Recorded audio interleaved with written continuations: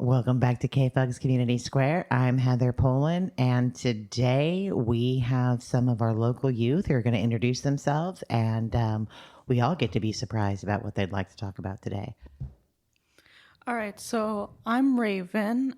I've been on Changemakers, which is a local organizing committee under True North, for about a year now. And me and Kenny here, we are going to talk about our year-long project. Sweet. Kenny, you want to introduce yourself? I'm Kenny. I've been with Changemakers for 3 years now. Yeah. All right. So why did you ask me to bring the microphones for you both today? So recently we wrapped up our year-long project, getting more trash cans put up in our community. So we were looking to have an interview with KFUG to talk about our work and get more interest in change makers and community change.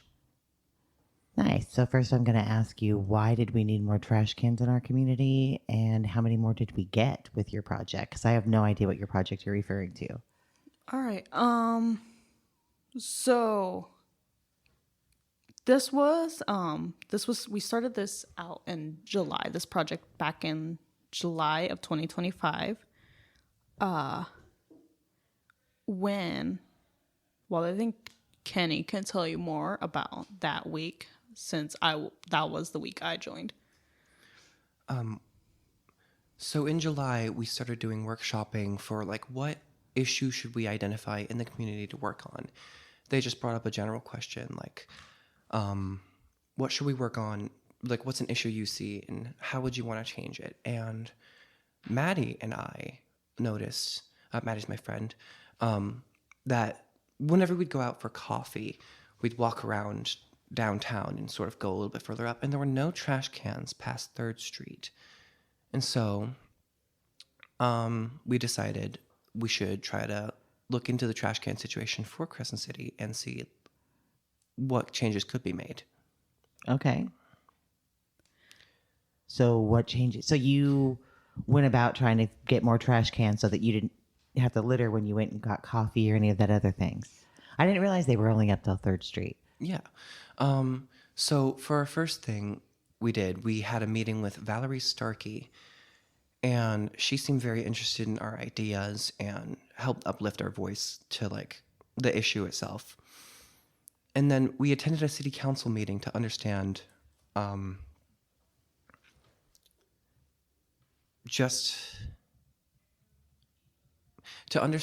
inner workings of the city, and to... Was that to figure out who it was you needed to talk to and what was going to take place? I would figure out how the city functions, how you get something to move forward, and to outreach to Eric Weir. We started an outreach for Eric Weir to get his input on our plans. He did not get back to us yet, so in November we had a meeting with Candace Tinkler and told her our ideas, and she seemed also interested. So this has been a year-long project. Yeah. So if you were able in November to make contact with a council member and you were working with a board of supervisors member, I'd just like to point out that those are both females that got behind the youth project in our community. Yeah. So in November you got the trash cans up? So not quite. Not quite. I do want to go back to female members because it was interesting to me. When we spoke to both of them, they both had mentioned their struggles a bit being female, the only female members on their respective boards. And they also mentioned that they had worked with youth in the past, which sparked their interest in us. And they were both very helpful in getting us more contacts to research with. And Valerie Starkey especially helped us narrow our ideas down, because when we first started, we were like, what if we put up more crosswalks? What if we put up a community board, trash cans? And I had never been in a not political government space like that before. Okay. I don't know if the other changemakers who have been here longer than I have been in. So that was very helpful to get the understanding of the inner workings. In November, November after our meeting with Candace Tinkler, we once again reached out to Eric Weir, and he's a busy man. So we didn't get a meeting with him until just a few months ago. Oh, wow. That is awfully busy. Yeah. In December, though, we got a meeting with Steve Chamblin, the newest member of the city council, Okay. who was also very interested in our ideas. And I think it was Steve Shamblin who also reached out to Eric Weir for us, who finally, that finally pushed Eric to, get back to us and finally have a sit-down meeting. So in February, we got sort of a slight explanation on the trash cans. He told Eric Weir, directed us towards who next to talk to about, the trash cans that were already put up on 3rd Street and on Front Street. And he directed us to go talk to Ted Ward, the Solid Waste Management Authority manager, or director? Manager? I think manager. And so from that meeting, we found out the pricing of the trash cans. We found out the placement of them and why they were originally placed. The trash cans were originally a joint between the city and Recology and Solid Waste Management Authority to maintain them. And they still had 5 on stock, which was very helpful for us. Yeah, they had just purchased 5 additional trash cans and were waiting for input for Recology's drivers and from the community on where to put them. Okay. So that meeting took place in March with Ted about where to put the things. Okay. So I'm just so that we are all clear on the timeline. In July, you spoke to Wonder Woman Supervisor Valerie Starkey. In September, you reached out to have a meeting with City Manager Eric Weir, and he didn't respond. So in November, you talked to Councilwoman Candace Tinkler. Yep. Okay. And then in January, you were in contact with Steve Shamblin, the new city councilman. December, we met with Steve Chamblin, and then in in December. January, we got back with Eric Weir, and we finally had a meeting with him. And so that meeting took place in February? In January. In January. Okay. And then so in March, you met with Ted Ward, and that's when it was like, hey, we have these trash cans. We're just waiting for where to put them and city or community member inputs. Yeah. Yeah. And I just looked at the board. I'm sorry. Yes, it was February we met with Eric Weir. In January, we met with Steve Chamblin. Okay. Sorry. No, you're fine. I just want to make sure that we all have a timeline here. Yeah. All right. So, okay. So once you said, hey, we know where to put them, did they just go and stick them right back out? So first we had to present where we wanted them specifically to the city, to the county, to solid waste, and to Recology. So in March, after the meeting with Ted Ward, we had our plan. We had a meeting. Eric Weir was involved. Ted Ward was involved. And a few other city officials, county officials. John Perry. Was John Perry there? I think. Yeah, believe John he Perry was was there. there. Well, now who's John Perry? This is a new name. Oh, right. Recology he is director. Recology director. Gotcha. Yes. Okay. So And that took place in March? in March, yes, and we presented where we think they should be, and why we think they should be there. We had photos of litter, and there's this one trash can by the skate park. It looks like a monster, with a jaw that could open up, and so we pointed that one out specifically. If nothing else gets replaced, at least get that one. Okay.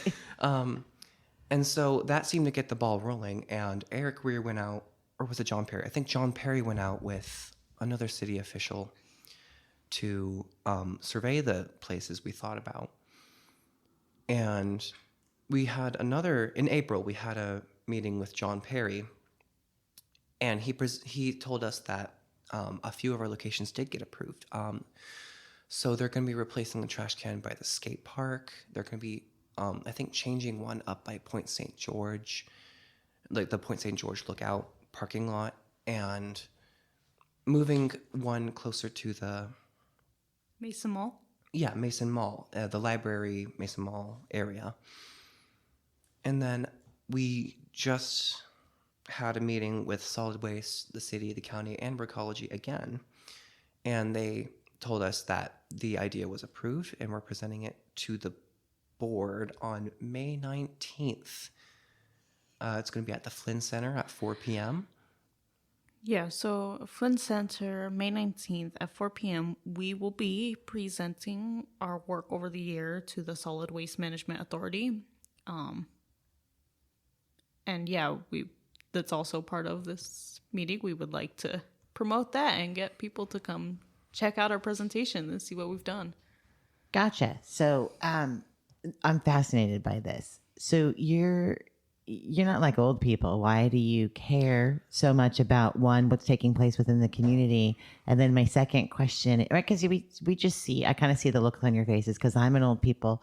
That most of the youth in our community, we always hear like at the old people get-togethers and stuff that we have as old people, that you guys don't care about the community, that you're full of apathy and that you just want to live at home and play video games.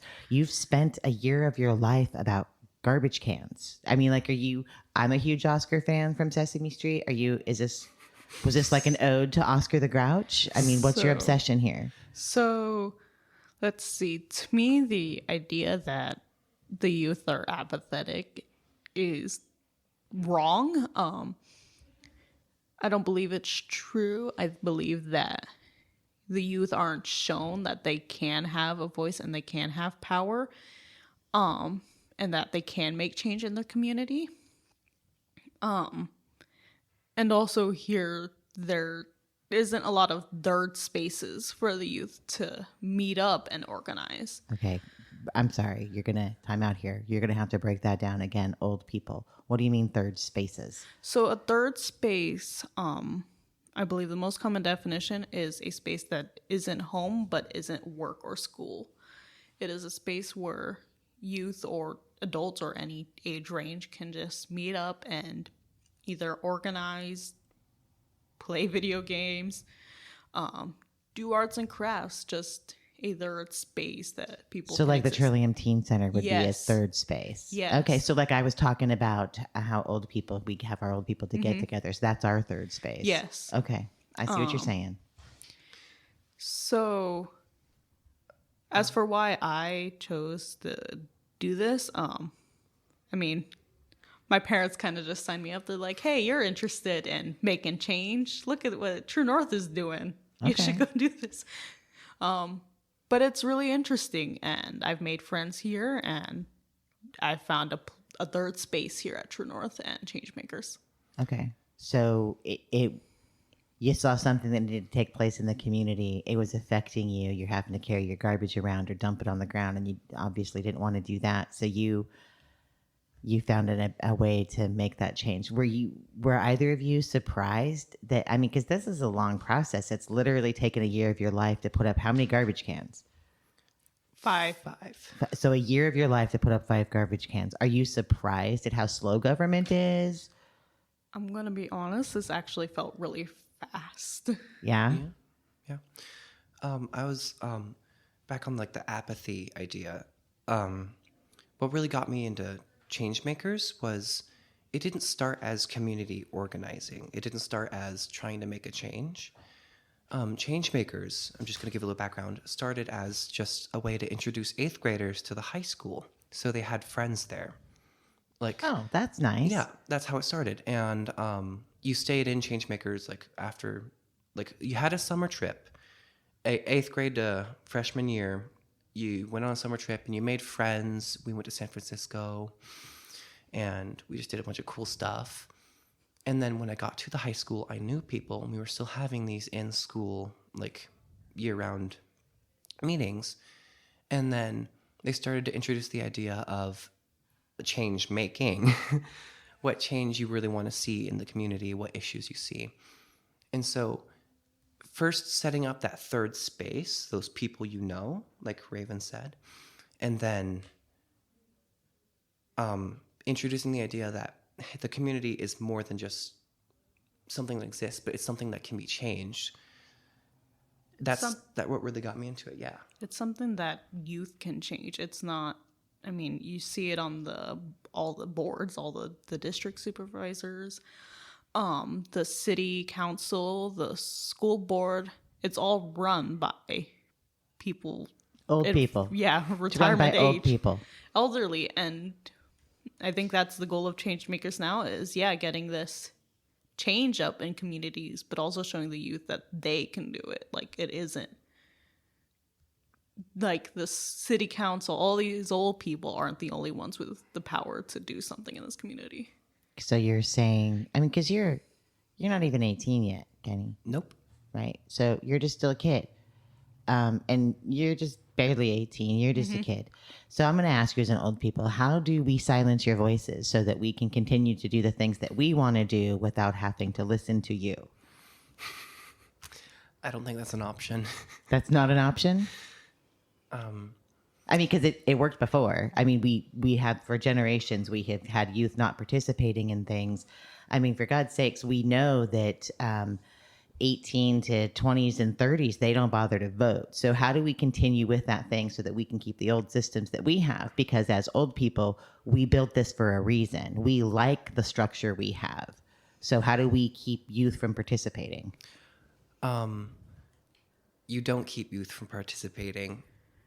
You're not building something for the elderly. You're building something from the youth. Because, I mean, unless some immortality cure comes up in the next 5 years, like, the elderly are not going to be here forever. It's going to be the youth who take over.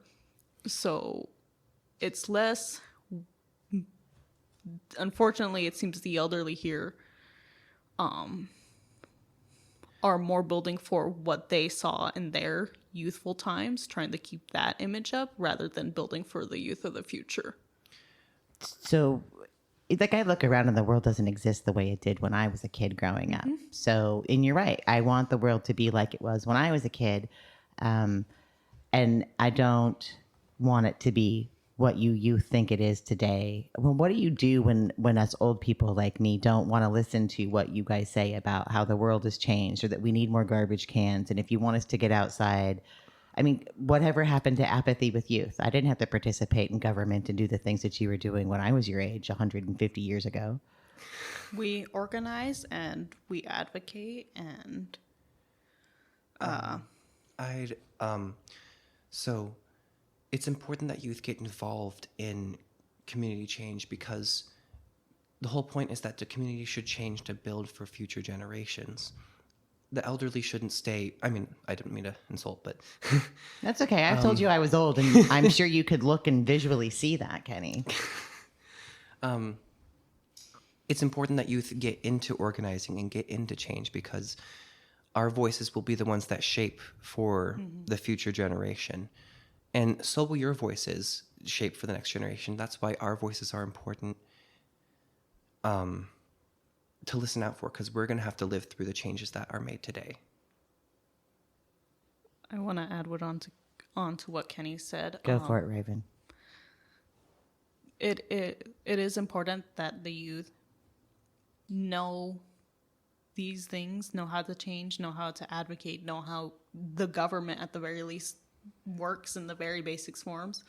Because, one day they will be the elderly in power making these changes. And if they don't understand what they're doing, how can they make good decisions?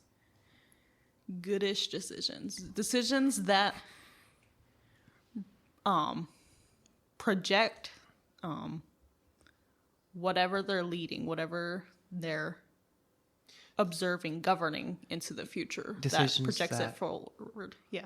Decisions that account for the well-being of everyone in the community, old and young, not just one person in power or one specific type of person in power, just everyone in power.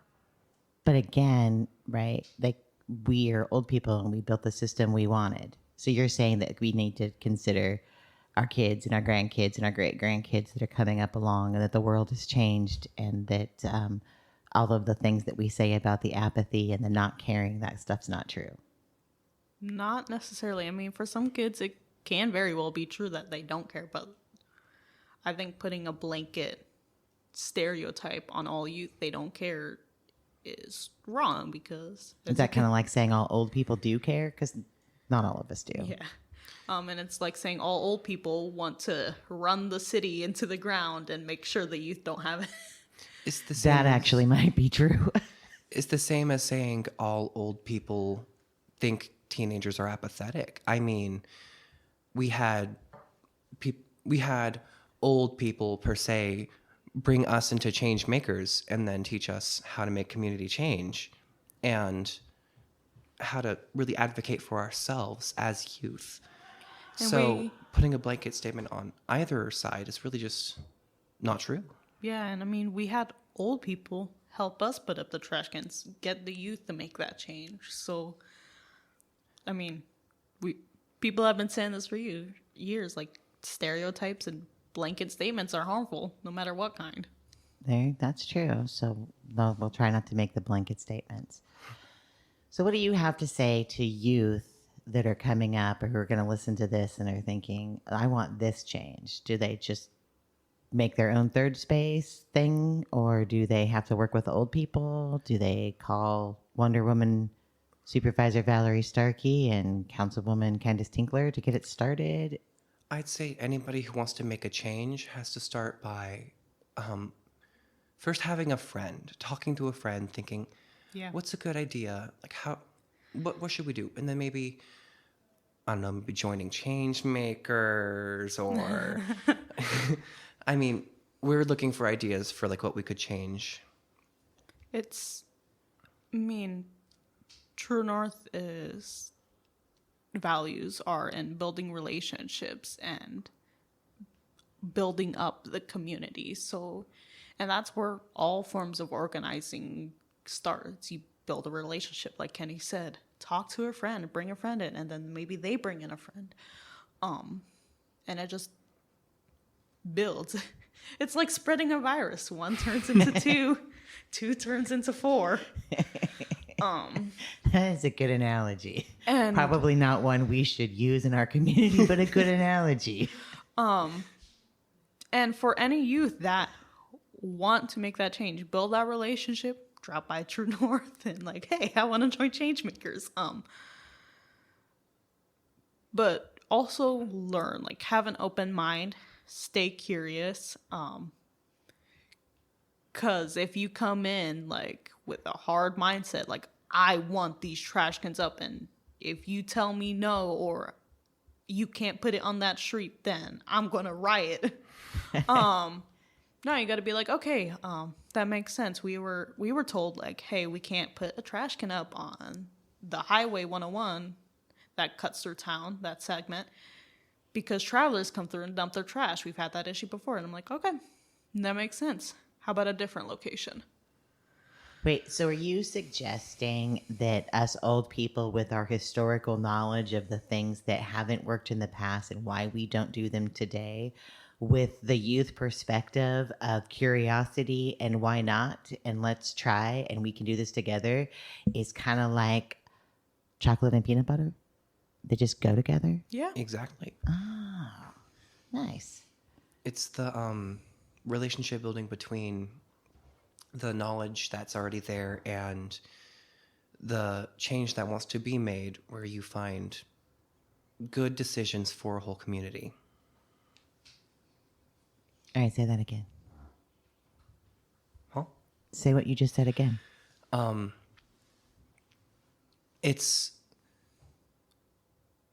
blinking. I'll put you on the spot. I'm sorry. It's okay. It's the relationship between the knowledge it's the relationship between the knowledge of what's already happened and what hasn't worked, and the idea that we could make a change and it could work, is where you find good decisions for communities. Nice. It's kind of true. Yeah. You know, hanging out here today with y'all, I don't quite feel so old. And I feel really curious as to what you'll change next.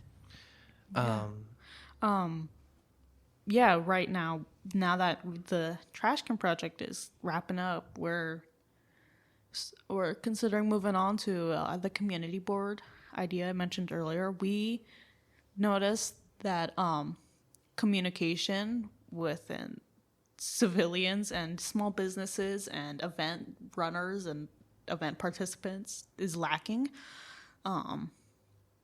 Last year, I noticed during the Forest Moon Festival, like, I didn't even know anything was happening on beachfront that year until the end of the day. And I was like, wow, that's like a big festival around here, and I didn't even know it was happening. So we discussed the community board to have to be like in some common area like Mason Mall in front of the community center, where small businesses and event runners can put up posters and flyers like, hey, we exist, come check us out. And hopefully that gets more visibility to these things, because we don't really have anything like that here except at, I believe, the Wild Rivers Market. And in the library. But the reason we started a community, like the idea of a community board, was because we feel like there's not enough communication in town about events or small businesses or just anything. You always hear about it from any given event. You hear about it from a friend or from Facebook, but not everybody's on Facebook. Not everybody has the friend that knows these things. And so community board or community, something to outreach to the community and give notice of events would be good. I could not agree more. And when you guys put together that whole little thing and you need an old people, I'd like to be your old people. That's good to know. See, as old people, we don't turn off our phones either. Is there anything else that you would like the community to know about your project, about the response you get within the community, and how this whole process played out for you to get new garbage cans? And you're not quite finished. You have May 19th at 4 p.m.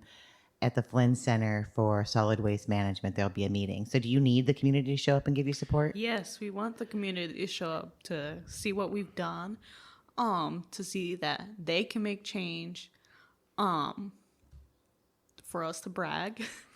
And you should brag. This is amazing. But also, like, yeah, we just want, and I think this is one thing we also intend to mend with the community board, is that the community feels disconnected at times. People have their cliques and their groups, but outside of that, like, it's very closed off. And I'm hoping that a lot of people show up and get excited over trash cans, build that community. Yeah. Nice. Is there anything you'd like to add, Kenny?